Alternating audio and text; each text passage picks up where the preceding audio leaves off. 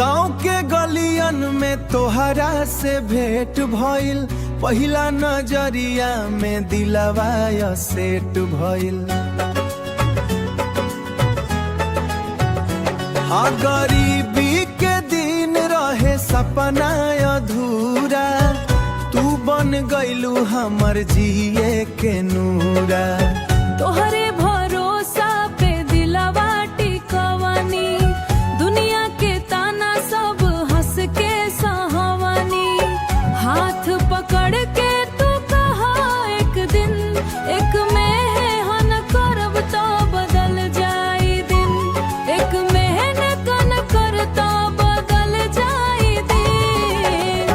संगे रहबा त जीत जाइब हो, मुश्किल रहियो पार जाइब हो। प्यार अगर सच्चा दिल से होखे, तकदीर के लाकिर बदल जाइब हो।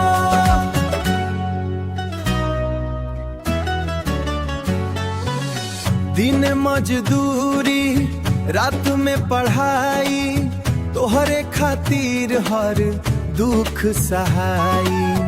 एक दिन शहर में नाम कमैनी, माई बाबूजी के सपना सजैनी।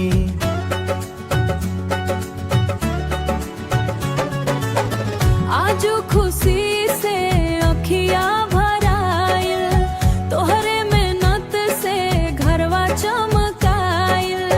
कल तक जे लोग हंसे सीवत रहे, आज तारीफ रहे। आज सब तारीफ सुनावत रहे। संगे रहबा त जीत जाइब हो, मेहनत से दुनिया जीत लीहब हो। सच्चा प्यार ताकत बन जाला, टूटल सपना फिर जुड़ जाला।